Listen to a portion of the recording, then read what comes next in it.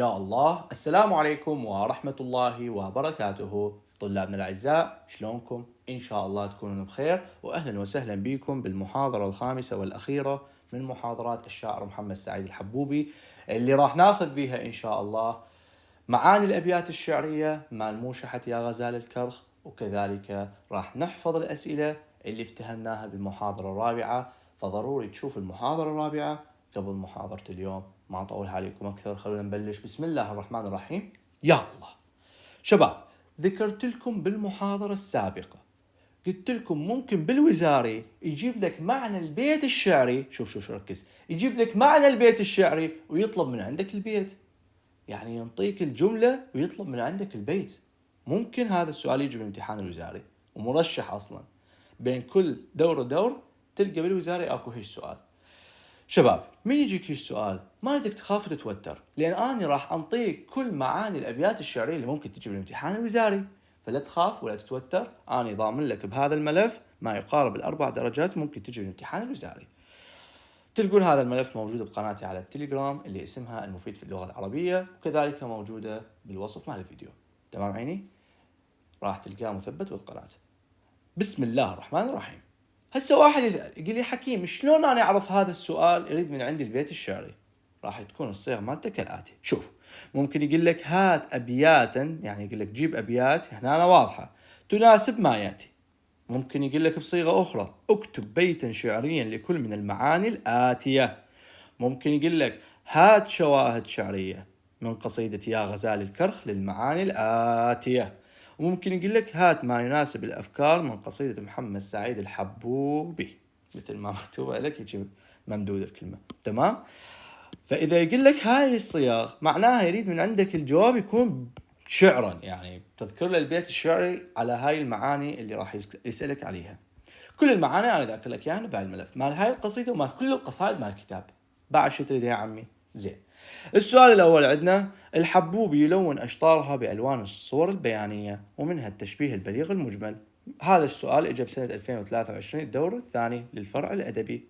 من يقول لك هذا السؤال أو من يذكر لك هذا المعنى تذكر له هذا البيت اللي هو إن في خدك روضا شغفة مقلة الراء وكف المجتني. ممكن يجيب لك إياه بصيغة أخرى ويقول لك الروض الحقيقي في خد الحبيبة. من يقول لك شيبي الروض، يعني تذكر له ان في خدك روضا شغفه مقلة الراء وكف المجتني. بس والله بس، يعني انت متخيل بهذا السؤال انت كسبت درجتين من الامتحان الوزاري؟ زين. هسه وقتك بالغاز. فكرة موشحة يا غزال الكرخ، هذا السؤال الثاني. شباب، من يقول لك فكرة موشحة يا غزال الكرخ؟ يعني يريد من عندك بيت المطلع. بيت المطلع ممكن بصيغة أخرى يجيب لك إياها: الحبوبي يذكر مدينة بغداد الموصوفة بالزوراء. إذا جبتك هاي الصيغة اللي هي هذه ترى كلش بسيطة وسهلة. زين. بس فكرة موشحة يا غزال الكرخ شوية توتر الطلاب. فكرة الموشحة تكون بأول بيت اللي هي هزت الزوراء أعطاف الصفا فصفت لي رغدة العيش الهني. هسه واحد يقول ليش ما ذكرنا البيت الثاني هم؟ مو هو يريد من عندك بيت واحد، يعني بس ها هي انت شمرت له بيت واحد يكتفي ببيت واحد، تيجي تكتب له بيت اللاق عادي، بس الافضل انت تذكر له مثل الجواب النموذجي. تمام؟ لان كلمه الزوراء انذكرت فها هي عرفنا الفكره مع الموشحه. زين. يعني شلون انت من تشرح الشيء لصاحبك وتوصل له الفكره بس انت تقوم تزيد كلام. تمام؟ فما يحتاج تزيد كلام، انت تذكر مثل ما هو يريد بالوزاري. تمام. السؤال الاخر يقول: ينادي الشاعر مدينه بغداد الفاتنه والجميله ان تعود لسابق عهدها باسلوب النداء. هاي الصيغة إذا جاب لك إياها معناها يريد البيت الثاني: فارع من عهدك ما قد سلف وأعد يا فتنة المفتتنة. وين أسلوب النداء بالموضوع؟ وأعد يا فتنة المفتتنة، وأعد يا فتنة المفتتنة. شقد هذا الملف مريح للعين وسهل الدراسة، والله يخبل. يعني أنصحكم تستنسخوه وتخلوه يمكم. زين. نجي هنا. يوصف ويشبه الحبوب محبوبته بأن جبينها أسنى يعني ألمع وأوضأ من جبين الشمس.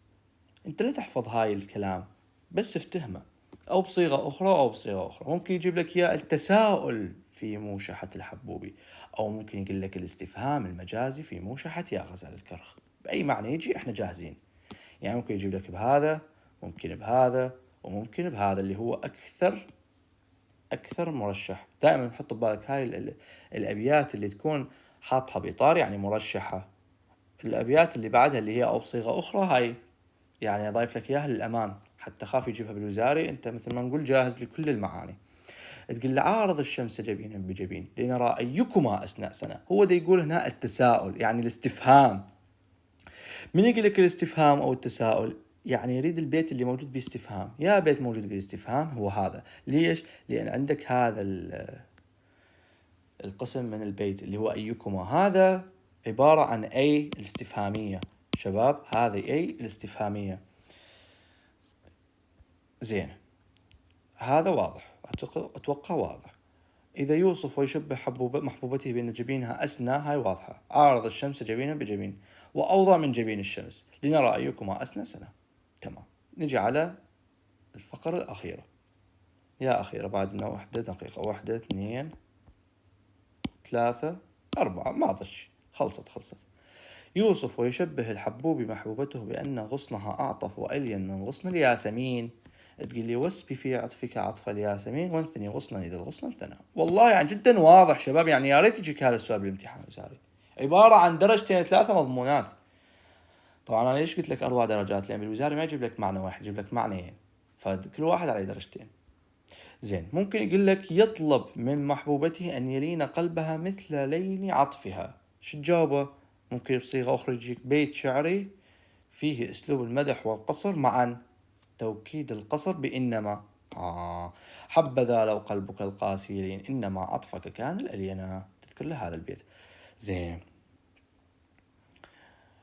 أسلوب الطلب الموجود اللي هو حبذا. شباب حبذا موجود. أسلوب المدح حبذا.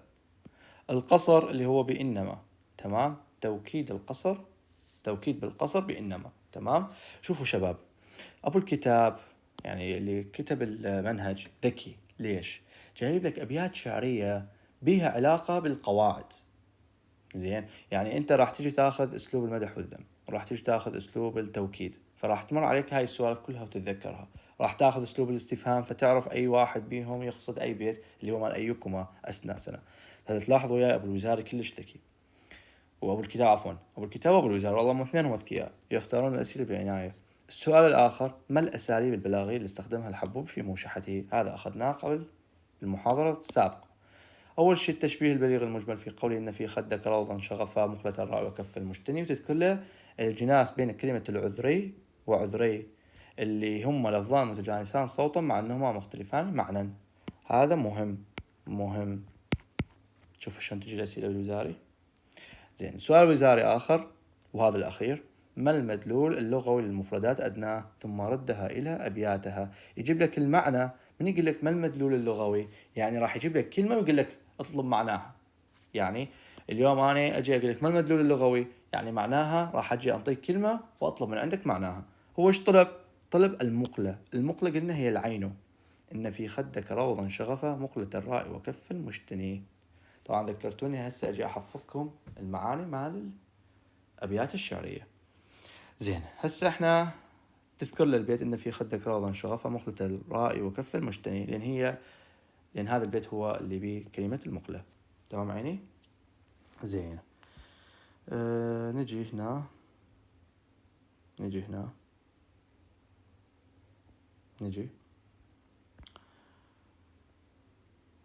نمسح ونقعد نحفظ هسه الأسئلة اللي طبعا هسه حاليا كملنا محاضرتنا لهذا اليوم شباب.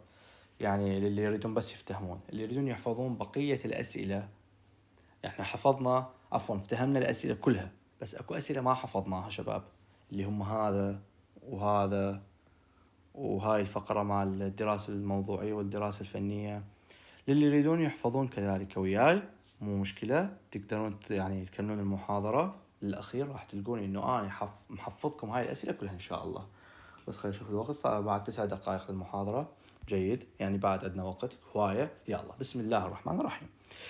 ينحو في موشحته، هاي شو وقت قلناها بالمحاضرة الرابعة. قلنا ينحو في موشحته نحو الفنان المقتدر، نحو الفنان المقتدر اللي يلون أشطرها وأغصانها بألوان الصور البيانية، ومنها التشبيه البليغ المجمل في قوله إن في خدك روضا شغفة مقلة الراء وكف المجتني. شباب، بالمحاضرة السابقة ذكرت لك إنه الفنان المقتدر هو الفنان المتمكن، تمام، فقد شبه الخد بالروض في جماله وروعته للناظر، في جماله وروعته للناظر وما يجتنيه من ثمر وما يخطفه من زهر. شلون؟ حذف أداة التشبيه وأخفى عناصر وجه الشبه بين الخد والروضة. شباب حبايبي، هذا الكلام أنا حفظتك إياه بالمحاضرة السابقة. أكو كلام يتطلب إنه إحنا نحفظكم إياه وياخذ وقت أكثر، فهذا السؤال راح نتخطاه هاي كملناه لأن حفظتك إياه وفهمتك إياه، فراح نجي منه. وفي الموشحة صور بديعية أخرى اللي هي الجناس، وفي قوله أيها العذال كفوا عدلكم بالهوى العذري عذري اتضحى. شباب عيوني قلبي انتو، هسه راح نجي نحفظ منا، راح يبدي حفظنا. السؤال اللي اخذت لك اياه قبل شويه بس كان مراجعه لان احنا حافظيه اصلا، هسه راح يبدي الجد. بسم الله. جانس بين كلمه العذري وكلمه عذري، جانس بيناتهم، مزج بيناتهم، فاللفظان متجانسان صوتا مع انهما مختلفان معنى. فالاول نسبة الى بني عذرة اللي هي القبيلة العربية المعروفة بالحب العفيف الطاهر بين ابنائها.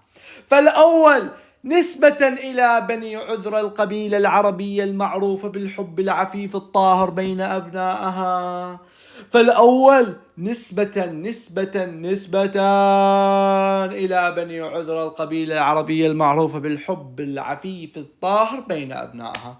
فالأول نسبة إلى بني عذرة القبيلة العربية المعروفة بالحب العفيف الطاهر بين أبنائها. واللفظ الثاني هو العذر اللي هو المعنى الحرفي والحقيقي لكلمة عذر اللي يسوغ فيه هذا الغزل. واللفظ الثاني هو العذر اللي يسوغ فيه هذا الغزل. والعذر وين موجود؟ باللفظ الثاني اللي يسوغ فيه هذا الغزل.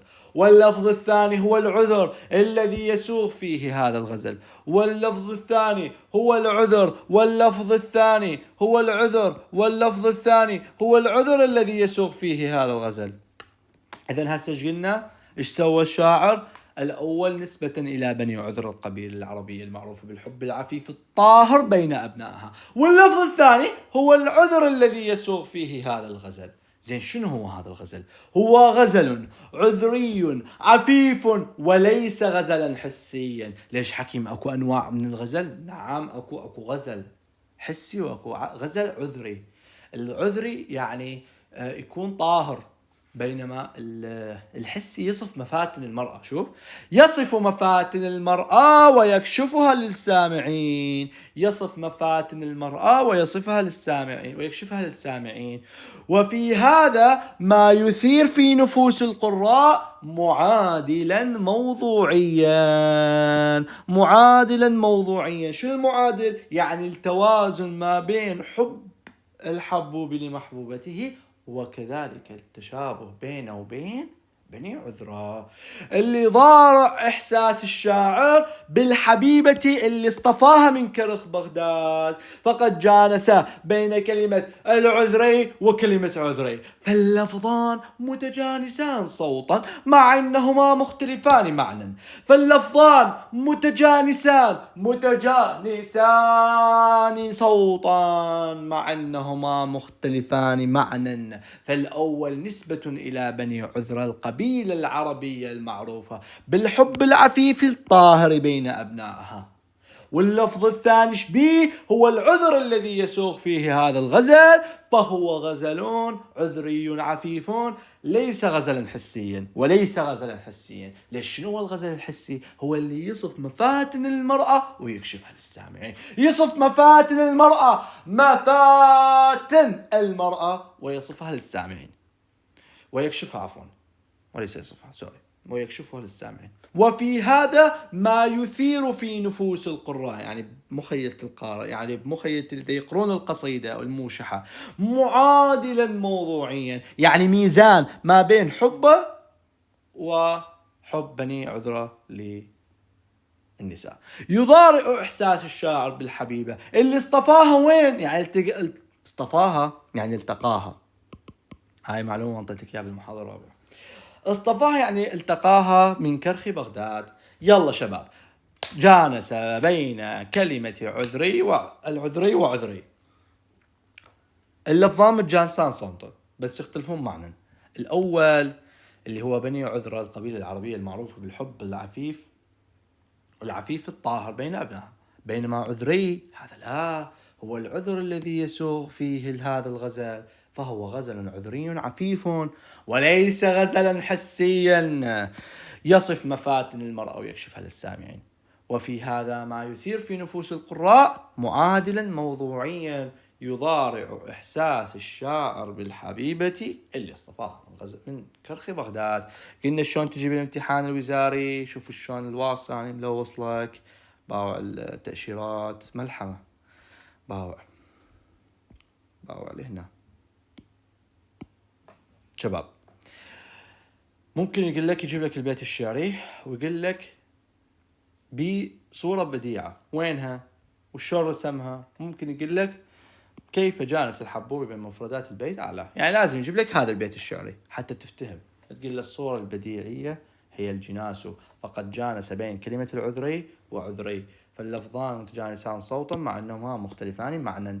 الأول نسبة إلى بني عذرة اللي هم القبيلة العربية المعروفة بالحب الطاهر العفيف بين أبنائها، واللفظ الثاني هو العذر اللي يسوغ فيه هذا الغزل، فهو غزل عذري عفيف وليس غزلا حسيا يصف مفاتن المرأة ويكشفها للسامعين. وفي هذا ما يثير في نفوس القراء معادلا موضوعيا يضارع إحساس الشاعر بالحبيبة اللي اصطفاها من كرخ بغداد. شبابنا الطيبة، شبابنا الورود، لحد هسه احنا هذا البيت هذا السؤال حفظناه. نجي على الأسئلة الباقية. قلت لك ما الأساليب البلاغية، هذا أخذناه وين بالملف. هذا سؤال بالمناقشة، شنو الفرق ما بين الغزل الحسي والغزل العذري، وما نوع الغزل في موشحة الحبوبي. الغزل الحسي هو اللي يصف مفاتن المرأة ويكشفها للسامعين، أما العذري هو نسبة إلى بني عذر القبيلة العربية المعروفة بالحب العفيف الطاهر بين أبنائها، وهو غزل عذري عفيف، وهذا الغزل هو اللي يسوغه يعني يصنع منه الشاعر في موشحته، يعني اللي يستخدمه، اللي يسوغه يعني يستخدمه أو يصنع من عنده الغزل في موشحته. إذن الغزل الحسي يصف مفاتن المرأة ويكشفها للسامعين، أما العذري هو نسبة إلى بني عذرة القبيلة العربية المعروفة بالحب العفيف الطاهر بين أبنائها. زين، نجي هنا هسه هذا السؤال الحمد لله حفظناه وعرفناه، يعني افتهمنا وحفظنا وما ضل شيء، ما ضاع عليك قصره. ولا ريب في أثر تنوع القوافي القصيدة باختلاف أدوارها وأغصانها في القارئ، على خلاف القصيدة ذات القافية الواحدة، لما في هذا التنوع من تجديد وتحفيز. تجديد وتحفيز لأخيلة القراء. شباب لا ريب في أثر تنوع قوافي القصيدة باختلاف أدوارها وأغصانها في القارئ. لا ريب في أثر تنوع قوافي القصيدة باختلاف أدوارها وأغصانها في القارئ.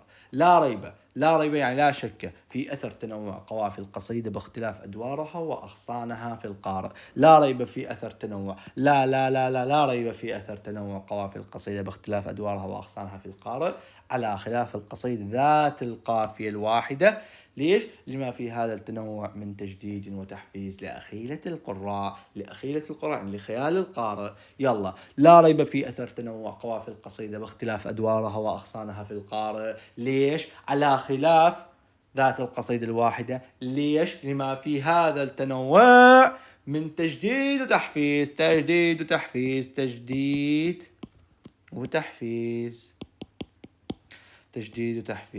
شنو تجفيز شنو؟ دقيقة خل أحذف لك هاي النقطة، يا الله فضحنا. صدق كذب. يلا، تجديد وتحفيز، تجديد وتحفيز، تجديد تحفيز، تجديد تحفيز. لا ريب في أثر تنوع قوافي القصيدة باختلاف أدوارها وأغصانها في القارئ على خلاف القصيدة ذات القافية الواحدة، لما في هذا التنوع من تجديد وتحفيز لأخيلة القارئ، لما في هذا التنوع من تجديد وتحفيز لأخيلة القراء أو القارئ. تقدر تقول قارئ عادي، بس أنت تقول القراء للجمع، لأن الذي يقروهم هم أكثر من واحد. زين، نجي للواضح والمضمون. هل استطاعت الموشحة بتعدد بقوافيها؟ أنت تقول هل استطاعت الموشحة؟ أقول لا ريب في أثر تنوع قوافي القصيدة باختلاف أدوارها وأغصانها في القارئ على خلاف القصيدة ذات القافية الواحدة. ليش؟ لما في هذا التنوع من تجديد وتحفيز لأخيلة القراء. هذا السؤال أخذناه، هو أصلا يعني فكري. نجي على هذا السؤال ننهي محاضرتنا لهذا اليوم. محاضرتنا اليوم سهلة خفيفة جدا على المعدة، زين، وعلى النفس. زين، الدراسة الموضوعية والدراسة النفسية شنو يا الله؟ الدراسة الفنية، سوري. الدراسة الموضوعية هي اللي تتناول بالتحليل الموضوعات والأغراض اللي تعبر عنها القصيدة.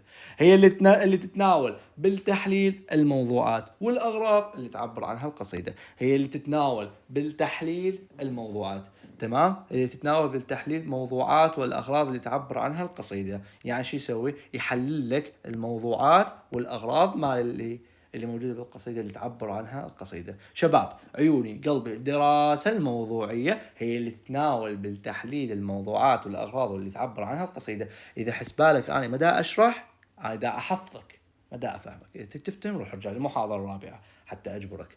الدراسة الموضوعية هي اللي تتناول بالتحليل الموضوعات والأغراض اللي تعبر عنها القصيدة. هي اللي تتناول بالتحليل شغلتين، الموضوعات والأغراض، الموضوعات والأغراض اللي تعبر عنها القصيدة. تمام عيني؟ تمام قلبي؟ إن شاء الله تمام. شباب، وين موجودة هذه؟ موجودة هنا بهاي الفقرة. شوف، وإذا أنعمت النظر عزيزي الطالب، شوف شلون خريط، تجد أننا تناولنا بالتحليل الموضوعات والأغراض. التحليل يقصد به يعني هذا التعليق النقدي، تمام، أنه تقدر تحلل القصيدة. الموضوعات والأغراض اللي تعبر عنها القصيدة، وهو معتاد النقاد على أن يطلق عليه الدراسة الموضوعية. أنت مكان ما تقرأ هذا الحكي كله، هو بالوزارة إيش راح يطلب من عندك؟ راح يطلب من عندك يقول لك شنو هو الدراسة الموضوعية. فالجواب مالتك هنا موجود، تقول له هي اللي تتناول بالتحليل الموضوعات والأغراض اللي تعبر عنها القصيدة. هذا سؤال جدا مهم ابن مهم، تمام. أي سؤال من أسئلة المناقشة مهم. هسه راح نجي نحل أسئلة المناقشة.